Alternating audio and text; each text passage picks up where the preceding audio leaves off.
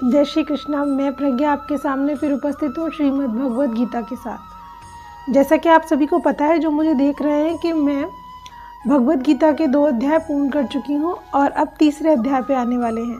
प्रथम अध्याय में हमने क्या जाना? अर्जुन विषाद योग, जिसमें अर्जुन जब अपने कुटुंबियों को देखते हैं, अपने स्वजनों को देखते हैं युद्ध में, तो वो विषाद में आ जाते हैं। द्वितीय अध्याय में रोते हुए अर्जुन को भगवान श्री कृष्ण हंसते हुए उपदेश देते हैं और ज्ञान योग के बारे में बताते हैं, अर्थात सांख्य योग के बारे में बताते हैं, कर्म योग के बारे में बताते हैं। और आज हम देखेंगे तृतीय अध्याय में कर्म योग में श्री कृष्ण अर्जुन को और आगे क्या बताते हैं। अर्जुनोवाच जायसी चेत कर्मणस्ते मता बुद्धिर्जनार्दन तात किं कर्मणि घोरे मानि योजयसि केशव।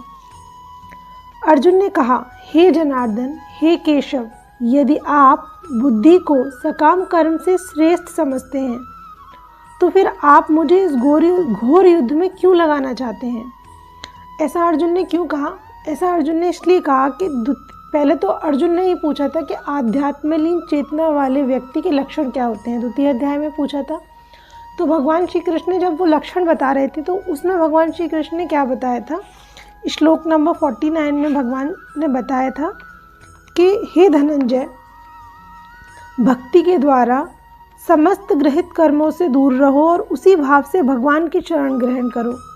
भक्ति में संलग्न मनुष्य इस जीवन में ही अच्छे तथा बुरे कार्यों से अपने को मुक्त कर लेते हैं। अतः योग के लिए प्रयत्न करो। तो अर्जुन यही कह रहे हैं कि जब आप कह रहे हैं कि बुद्धि और भक्ति से हम भगवान की शरण प्राप्त कर सकते हैं, तो आप मुझे इस घोर कर्म में क्यों लगा रहे हैं?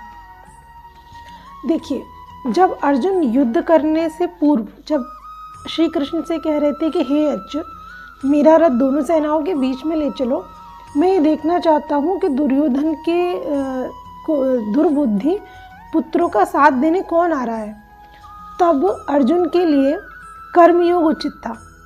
जब उसके मन में अपने कुटुंबियों के लिए प्रेम जागृत हो गया, तब उसके लिए ज्ञान योग उचित हो गया। तो अर्जुन हो या हम, अपनी परिस्थितियों अपने मनोभाव के अनुसार अपने विचार बदल लेते हैं, जैसे अर्जुन यहाँ बदल रहे हैं। श्लोक व्यामिश्रेवेण वाक्येन बुद्धिं मोहयसीव मे तदेकं वै निश्चित्य येन श्रेयोहमाप्नुयाम्। अर्जुन कह रहे हैं श्री कृष्ण से कि आपकी व्यामृषित अनेक अर्थ, व्यामृषित का मतलब है अनेक अर्थों वाली बातें, आपकी व्यामृषित उपदेशों से मेरी बुद्धि मोहित हो गई है।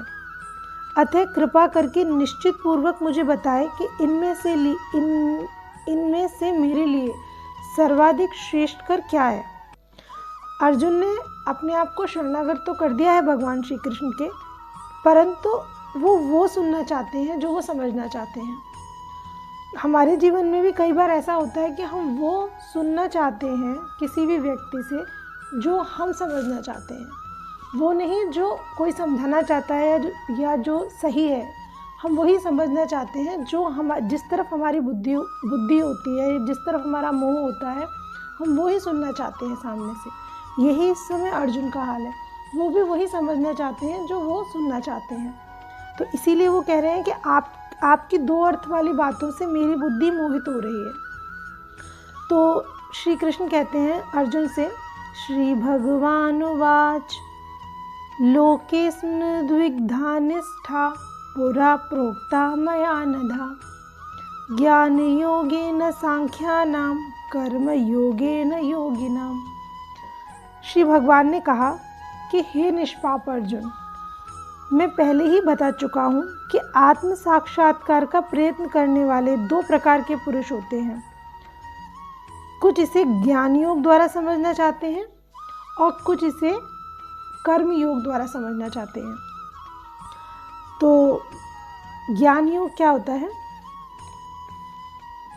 श्लोक नंबर 64 में भगवान श्री कृष्ण ने बताया है कि समस्त राग तथा द्वेष से मुक्त, अपनी इंद्रियों को संयम द्वारा वश में करने में समर्थ व्यक्ति भगवान की पूर्ण कृपा प्राप्त कर सकता है। ये है ज्ञान योग।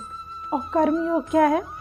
कर्मयोग है कर्मण्येवाधिकारस्ते। श्लोक नंबर 47 में भगवान श्री कृष्ण ने बताया है कर्मयोग के बारे में। कर्मण्येवाधिकारस्ते माँ फले सुखदाचना माँ कर्म फल हेतुर्भु माते संगोस्त कर्मणि, कि तुम अपना कर्म करो किंतु कर्म के फलों के तुम अधिकारी नहीं हो। तुम ना तो कभी अपने आप को अपने कर्मों के फलों का कारण मानो और ना ही कर्म न करने में कभी आसक्त हो। ये है कर्मयोग। और ज्ञान योग मैंने आपको बताया था, जो समस्त राग द्वेष से मुक्त है, जिसने अपनी इंद्रियों को वश में कर रखा है, वो भगवान की पूर्ण कृपा प्राप्त करता है। या ज्ञान योग द्वारा भगवान की पूर्ण कृपा प्राप्त कर सकते हैं या या कर्म योग द्वारा भगवान की पूर्ण कृपा प्राप्त कर सकते हैं। तो भगवान श्री कृष्ण कह रहे हैं, मैं पहले ही बता चुका हूँ कि ये दो ही साधन है जिससे आप आत्म साक्षात्कार कर सकते हैं, ज्ञान योग और दूसरा कर्म योग। परंतु अब श्री कृष्ण क्या कह रहे हैं? न कर्मणा मनारंभा निष्कर्म्य पुरुषोश्नुते न च सन्न्यसनादेव सिद्धिम समधिगच्छति। भगवान श्री कृष्ण कह रहे हैं अर्जुन से, लेकिन न तो कर्म से विमुख होकर कोई कर्म फल से छुटकारा पा सकता है और न केवल संन्यास से सिद्धि प्राप्त की जा सकती है। यह भगवान श्री कृष्ण कर्म योग को श्रेष्ठ बता रहे हैं। कह रहे हैं कि कर्म से विमुख होकर, जैसे अगर आप अधिक खाना खाएंगे तो उसका भी फल मिलेगा, कम भोजन करेंगे उसका भी फल मिलेगा, और भोजन नहीं करेंगे तो उसका भी आपको फल मिलेगा, क्योंकि ये कर्म भूमि है। यहाँ कर्म तो करना ही है। अगर आप कोई भी कर्म नहीं करेंगे तो उसका फल आपको मिलेगा। और ना संन्यास से सिद्धि प्राप्त की जा सकती है कि आप सभी चीज़ों से विमुख होकर सिद्धि प्राप्त करें, तो ऐसा भी नहीं हो सकता। श्लोक नंबर 5, तृतीय अध्याय कर्मयोग का श्लोक नंबर 5 हम पढ़ते हैं। नहि कश्चित् क्षणमपि जातु तिष्ठत्य कर्मकृत् कार्यते हावशः कर्म सर्व प्रकृति जय गुणों। प्रत्येक व्यक्ति को प्रकृति से अर्जित गुणों के अनुसार विवश होकर कर्म करना ही पड़ता है, क्योंकि यहाँ पर ये कर्म भूमि है। यहाँ हर एक व्यक्ति को कर्म करना ही पड़ता है। अतः कोई भी एक क्षण भर भी बिना कर्म किए नहीं रह सकता अर्जुन। तो श्लोक नंबर 5 हम कंप्लीट कर चुके हैं कर्मयोग का। आगे देखेंगे नेक्स्ट वीडियो में भगवान श्री कृष्ण आगे अर्जुन को क्या बताते हैं। तब तक के लिए मैं अपनी वाणी को विराम देती हूँ। जय श्री कृष्ण।